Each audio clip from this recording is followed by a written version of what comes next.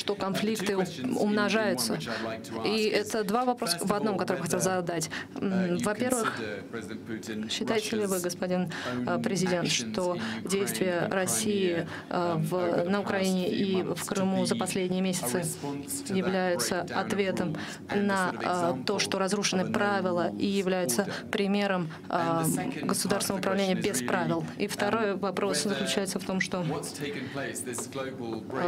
этот глобальное разрушение правил, является это сигналом с российской точки зрения изменения российской позиции. И за последние дни здесь говорилось, что Россия не может лидировать в существующем глобальном устройстве, но на самом деле она проявляет лидерские качества. Каков ваш ответ на этот вопрос?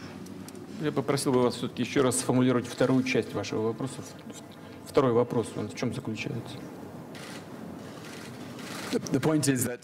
Я бы хотел отметить, уже говорилось, что Россия не может стремиться к лидерским позициям в мире, учитывая обстоятельства, случившиеся после распада Советского Союза, но может решить, кто будет лидером.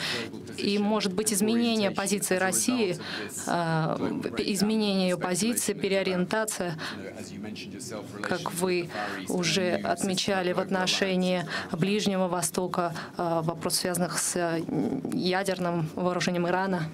Россия своей ориентации не меняла. Мы страна с традиционной ориентацией. А это ориентация на сотрудничество, на поиск совместных решений. Первое. Второе. Мы не претендуем на какое-то глобальное лидерство. Это вот тезис о том, что Россия претендует на какую-то исключительность, он совершенно ложный. Я об этом в своем выступлении сказал. Мы не требуем какого-то особого места под солнцем. Мы просто исходим из того, что все участники международного общения должны уважать интересы друг друга. Мы готовы уважать интересы наших партнеров, но рассчитываем на такое же уважительное отношение к нашим интересам. Мы свое отношение к ситуации на Ближнем Востоке, в отношении иранской ядерной программы, в отношении урегулирования северокорейского кризиса, в отношении борьбы с терроризмом, с преступностью в целом, с наркотрафиком. Мы не меняли никаких приоритетов здесь. И даже под воздействием недружественных акций со стороны наших западных партнеров, ведомых в данном случае совершенно очевидно, мы это знаем, со Соединенными Штатами. Даже в условиях санкций мы ничего не поменяли. Но здесь тоже ведь все имеет свои какие-то ограничители. Исхожу из того, что если под воздействием внешних обстоятельств нам придется пойти на какие-то изменения, то это возможно. Но пока таких экстремальных ситуаций не возникает, и мы не собираемся ничего менять. Это первое. Второе, что касается нашего поведения в Крыму. Но я уже об этом много раз говорил. Если есть необходимость в этой аудитории повторить, могу повторить еще раз. Это статья 1, часть 2 Устава Объединенных Наций.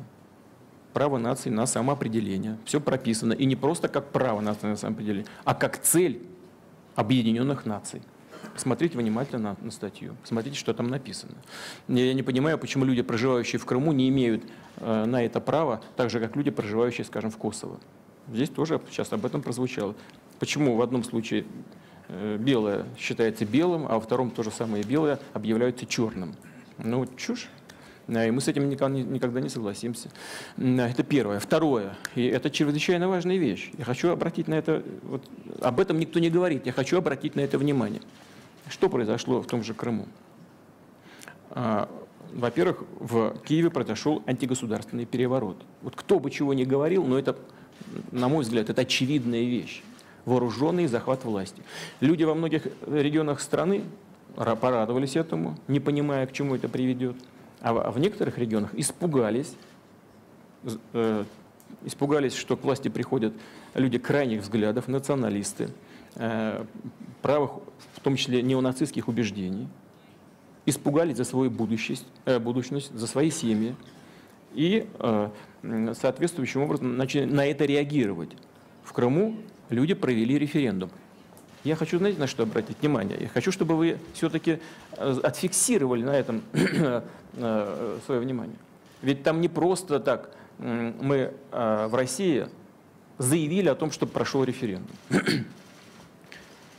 Решение о проведении референдума принял абсолютно легитимный представительный орган власти Крыма, парламент Крыма, избранный, кстати говоря, по украинскому закону несколько лет назад, до всех этих тяжелых событий. Именно этот легитимный орган объявил о проведении референдума. А потом на основе этого референдума, так же как в Косово, объявил о независимости, принял декларацию о независимости и обратился в Российскую Федерацию с просьбой принять в состав российского государства.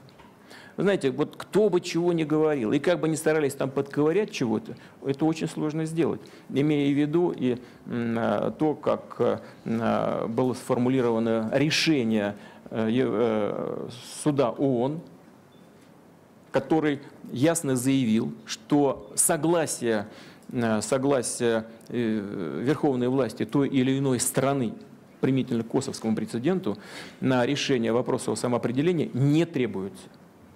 Вы знаете, меня очень всегда радует в этом случае, и я вспоминаю все время то, что говорили по этому поводу древние.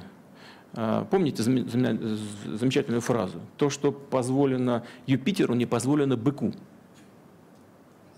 Ну, мы не можем согласиться с такими формулировками. Значит, может быть, быку и не позволено, но хочу вам сказать, что медведь ни у кого разрешения спрашивать не будет. Вообще, он считается у нас хозяином тайги. И он не собирается, и я знаю это точно, куда-то переезжать в другие климатические зоны, ему там неуютно. Но тайги он своей никому не отдаст. Я думаю, что это должно быть понятно. И в чем заключаются проблемы современного мироустройства? Давайте прямо скажем об этом. Здесь же все специалисты сидят. Вот мы говорим, мы похожи на дипломатов. Что произошло в мире? Была биполярная система. Значит, Советский Союз развалился. Вот этой мощной силы в виде Советского Союза не стало. Все правила международной жизни после Второй мировой войны писались под биполярную систему. И да, Советский Союз называли верхней вольтой с ракетами. Может быть. Но ракет было. Завались. Понимаете? И были такие яркие политические деятели, как Никита Хрущев, который сапогом там вон стучал, да? Но и все в мире, прежде всего в Штатах, в НАТО, думали, да ну его нафиг, этого Никиту, и же с ним. Возьмут, долбанут, ракет у них полно. Лучше относиться к ним с уважением. Советского Союза не стало. Возникла какая ситуация? И какие искушения? А можно не считаться с Россией. Она очень зависимая, она, значит, прошла вот, трансформацию в ходе развала Советского Союза. Будем делать то, что нам хочется, вообще не считаясь ни с какими правилами. Вот так же ведь на самом деле и происходит. Вот здесь упоминал Доминик и значит, Ирак, и Ливию, и Афганистан, а до этого Югославию. Это что все было? В рамках международного права, что ли? Чего вы нам сказки-то рассказываете? Значит, кому-то можно вообще ни с чем не считаться, а нам защищать свои кровные интересы, русскоязычное и русское население в Крыму нельзя? Так не будет. И я хочу, чтобы вот это понимание пришло ко всем. И нужно избавиться от этого искушения и попыток мир под себя причесать, а выстроить сбалансированную систему интересов и отношений, давно прописанную в мире. Нужно только с уважением к этому относиться. Да, я же сказал, мы понимаем прекрасно, что мир изменился. И мы готовы к этому прислушаться и в соответствии с этим корректировать эту систему. Но полного игнорирования наших интересов мы допустить не можем и никогда не допустим. Претендует Россия на какую-то лидирующую роль? Ну, в качестве сверхдержавы нет. Нам это только в нагрузку. Зачем нам это нужно? Я же сказал про тайгу. Она бескрайняя. Нам только осваивать свои территории. Их времени, и сил нужно, и ресурсов много. Да не нужно нам никуда лезть, там, ничем командовать. Но к нам не лезьте.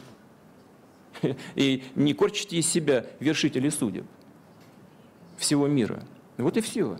И если есть в чем-то и будет, и возможно в чем-то лидерство России, это в отстаивании норм международного права.